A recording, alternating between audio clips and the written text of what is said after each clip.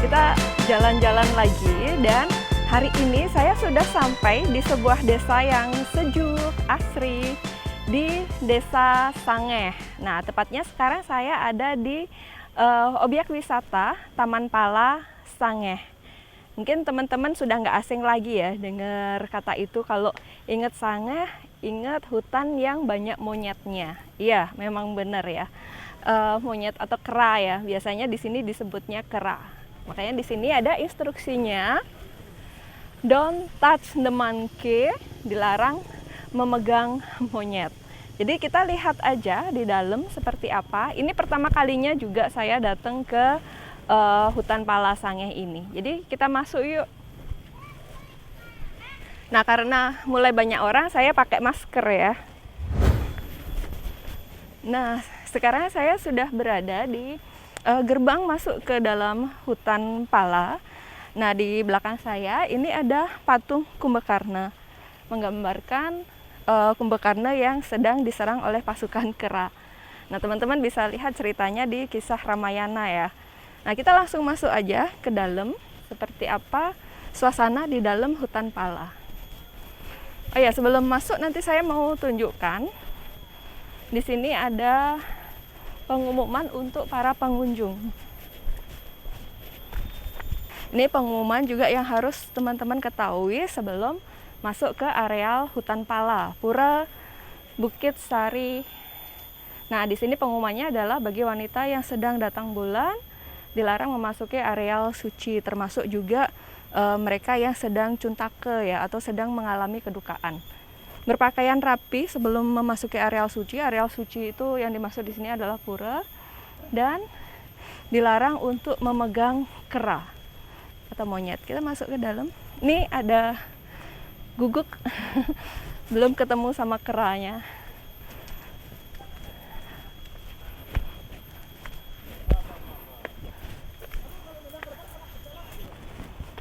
Nah, begitu masuk langsung terasa dah kesejukan di dalam hutan.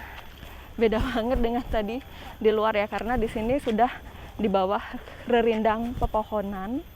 Nah, di depan sepertinya lagi ada yang sedang foto prewedding ya. Jadi di sini itu juga tempatnya familiar sekali untuk photoshoot maupun untuk kegiatan prewedding. Yuk kita jalan lagi yuk.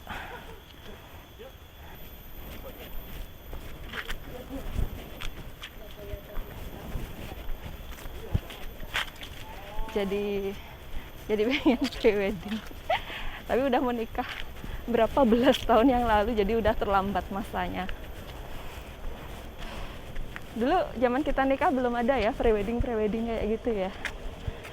Atau udah ada tapi belum familiar. Nah, lihat di depan sudah mulai banyak teman-teman kita yang menunggu.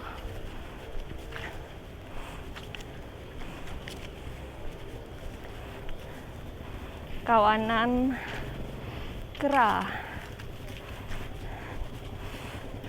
Nah, menurut informasi yang saya baca sebelumnya, jadi di kawasan hutan Pala Sangeh ini itu dihuni oleh ratusan atau mungkin ribuan ekor kera jenis ekor panjang ya, kera ekor panjang yang mereka itu tergolong kera yang jinak.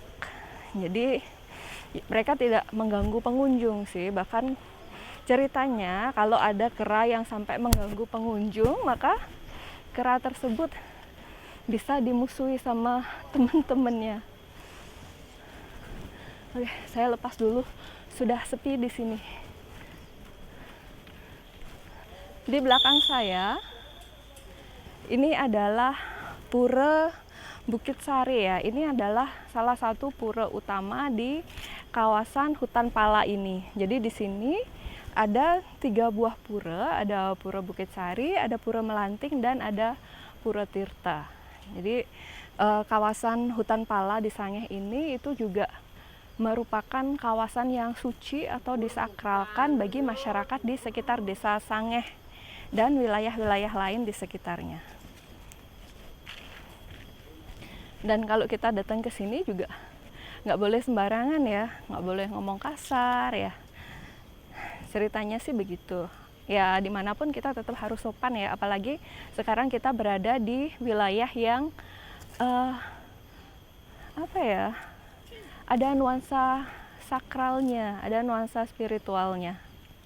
Jadi harus berhati-hati dan menjaga sikap.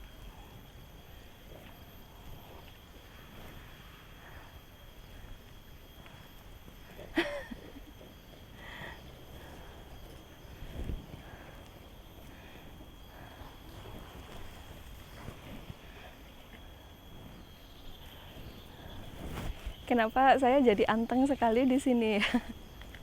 Nggak kayak di tempat biasanya agak lebih bebas gitu. Mungkin karena saya harus hati-hati ya, agak khawatir. Meskipun mereka ini jenis kera yang jinak. Ada yang sedang bermain-main di kolam, ada yang sedang bergerombol, bercanda.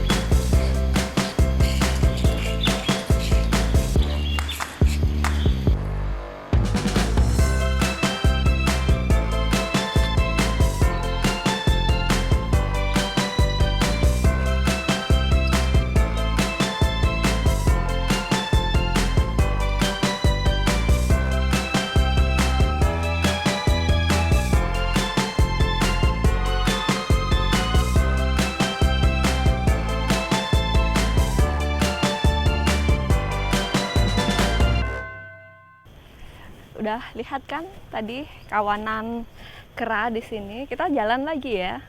Nah, kalau yang tadi yang besar tadi itu adalah Pura Bukit Sari. Ternyata masih ada beberapa pura yang lain. Tadi saya sudah menyebutkan ada 3 pura utama, Pura Bukit Sari, Pura Melanting, Pura Tirta. Ternyata masih ada lagi 2. Ada Pura Batan Pole, Pohon Lanang Wadon, terus ada juga Pura Anyar. Nah, tadi saya juga sempat ngobrol sama bapak yang jaga di sini. Nah, beliau emang penjaga di sini sih dari masyarakat desa setempat ya, dari desa Sangeh. Karena hutan pala ini juga dikelola oleh desa Sangeh. Menurut bapaknya tadi, kalau hutan aslinya ini luasnya sekitar 10 hektar, tapi ada kawasan baru atau pengembangannya, yaitu yang ditanami oleh bibit-bibit yang ditanam oleh masyarakat. Tapi bibit yang ditanam itu bukan pohon yang sejenis dengan yang aslinya. Pohon aslinya kalau hutan ininya alaminya itu adalah pohon pala. Nah, uniknya pohon pala yang ada di hutan pala Sangeh ini itu tidak ada di tempat yang lain. Kalau menurut bapaknya tadi ada sih 1-2 batang di beberapa kawasan suci gitu di luar desa Sangeh, tapi ya tidak dalam jumlah yang banyak seperti di hutan Sangeh ini. Ada ceritanya sebenarnya. Kalau dari cerita yang tadi saya dengar dari Pak Made dan juga beberapa kisah yang ada di blog yang ditulis orang di internet, itu ada mitos yang mengatakan bahwa hutan pala ini dulu itu berasal dari Gunung Agung. Nah, dalam sebuah perjalanan gaib ya, ceritanya gitu. Jadi pohon-pohon ini bergerak dari Gunung Agung menuju ke kawasan di sebelah barat. Katanya sih rencananya mau ke daerah di Pura Taman Ayun. Nah, tapi ternyata sebelum sampai ke sana, di daerah sini ada orang yang melihatnya, pergerakan pohon tadi atau perjalanan gaib tadi. Makanya pohon-pohon tadi berhenti di sini dan akhirnya menjadi hutan pala ini di Desa Sangeh. Kalau katanya sih kata Sangeh itu sendiri berasal dari dua kata, yaitu sang dan ngeh. Sang itu adalah orang, ngeh itu tahu. Jadi orang tahu ada pohon pala yang bergerak secara gaib tadi, terus akhirnya disinilah dinamakan Desa Sangeh dan menjadi kawasan konservasi hutan pala Sangeh. Seperti itu ceritanya. Nah, yang saya ceritakan tadi, yang dari cerita Bapak yang tadi sempat saya tanya, dan juga dari cerita dari blog, tulisan dari blog, seperti itu kisahnya. Pohon pala ini asalnya dari Gunung Agung. Tapi ada juga cerita lain yang saya dengar dari sebuah video yang mewawancarai bendesa adat di sini. Itu katanya pohon palanya dari kawasan hutan di Gunung Batu Karu. Nah, karena itu cerita juga ya, kita tidak tahu mana kebenarannya. Tapi yang jelas ya unik saja di sini karena pohon-pohon yang ada di sini, pohon pala itu tidak ada di wilayah lain di Bali. Ini sedang bangun apa, Pak? Iya. Awas, awas. Apa? Wantilan Ya. untuk ini. Pakai tempat apa tuh? Orang kalau ada upacara. Oh iya. Gamelan di sini gitu. Oh, cuma ganti atapnya aja ya. Atapnya sama.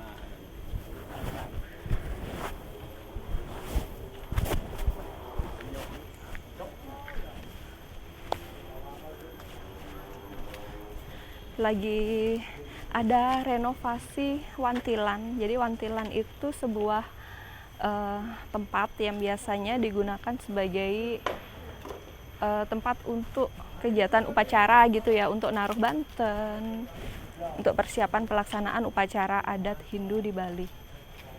Nah, jadi karena atapnya itu dibuat dari ijuk, nah biasanya perlu diganti secara reguler.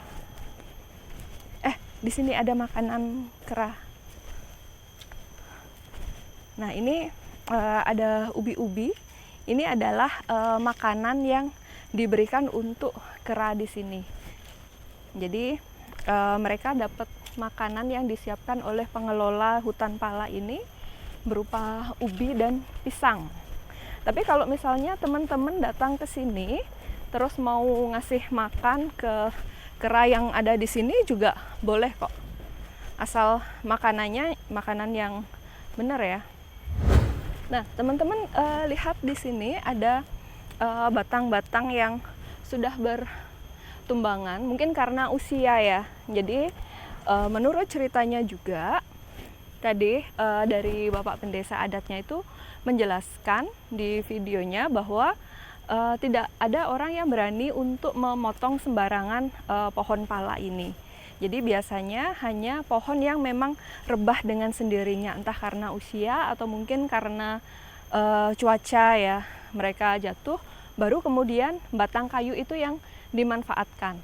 Batang kayu bisa dimanfaatkan untuk pembangunan tempat-tempat suci, tapi tidak untuk kayak hunian atau rumah gitu. Nah, biasanya sih batang kayunya dimanfaatkan untuk renovasi tempat suci atau pembuatan tempat suci kayak pura, itu baru bisa.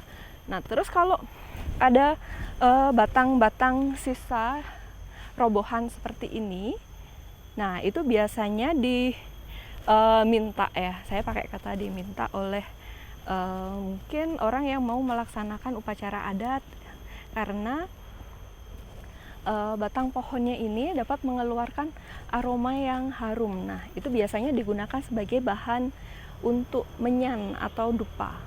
Nah, biasanya digunakan untuk pembuatan tirta. Jadi ada prosesnya pembuatan tirta itu dengan mengasapi wadah tirtanya, sehingga nanti menghasilkan tirta yang beraroma harum dan rasanya enak. Ya, biasanya kalau tirta-tirta untuk upacara itu, untuk upacara khusus ya, biasanya memang bukan berupa air biasa yang dituang gitu, enggak, tapi ada proses pembuatannya sehingga dia layak sebagai tirta suci untuk upacara agama. Ada yang dibuat sendiri di rumah, tapi pada upacara-upacara tertentu yang besar, tirta itu dimohon dari tempat-tempat suci. Bisa dari mata air atau dari pura-pura besar. Seperti itu sekilas yang dapat saya ceritakan. Oke, kita jalan lagi ya.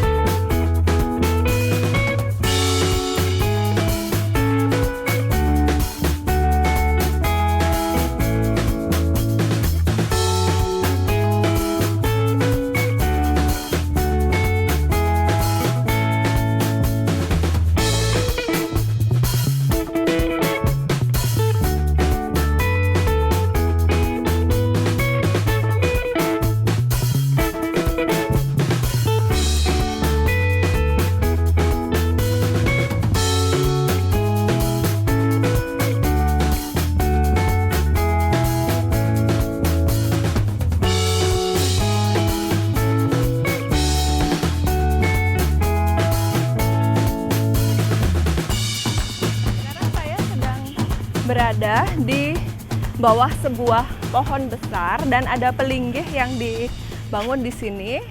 Nah, ini adalah pohon lanang wadon. Jadi sebuah pohon besar yang terbelah di bagian bawahnya. Jadi ada seperti lubang gitu di bagian tengahnya. Terus juga ada bagian di dalam bawah pohon itu yang tumbuh ke bawah. Itu sebenarnya sih proses alami ya dari pohon ini, tapi di masyarakat sekitar sini mensucikan pohon ini dan dianggap menyimbolkan antara laki-laki dan perempuan gitu. Jadi seperti linggayoni. Nah, makanya di sini dibangun pelinggih yang menandakan bahwa pohon ini disucikan oleh masyarakat di daerah sini.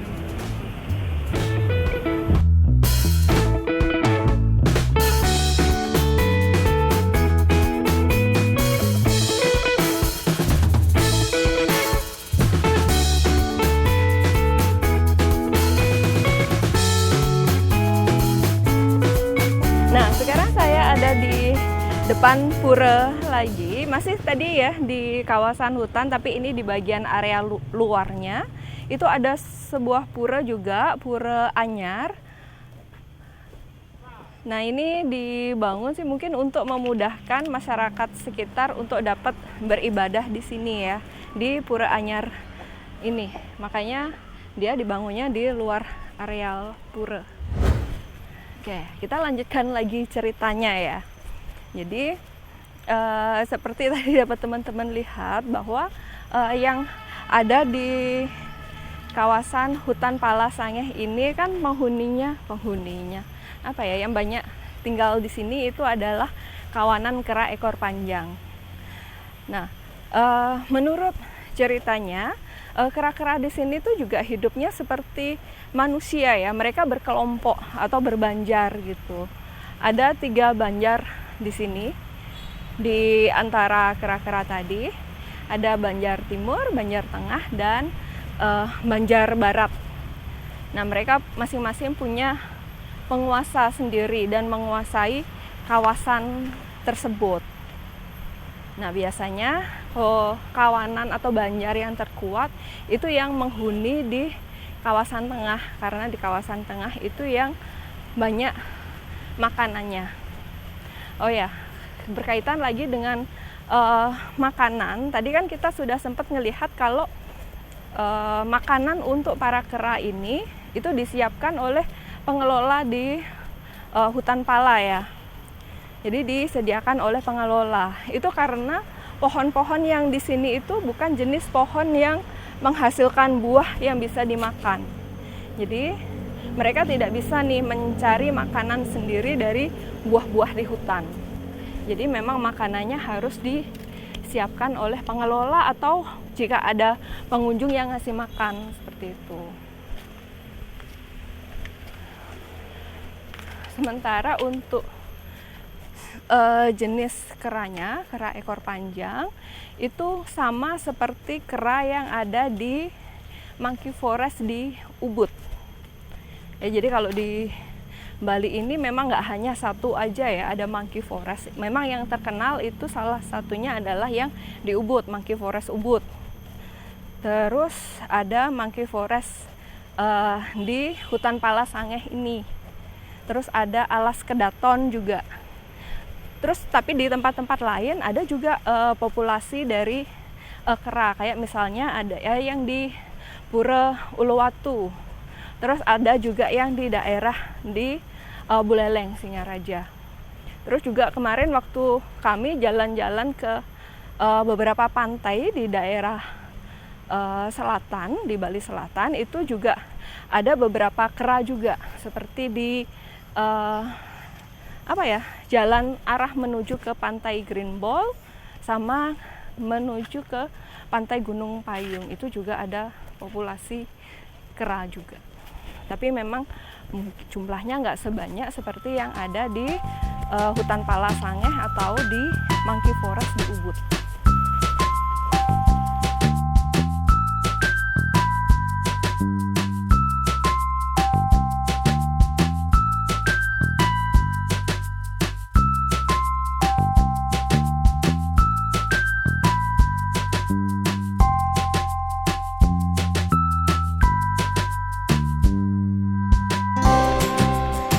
Nah, sudah puas tadi jalan-jalan di hutan Pala Sangeh ya.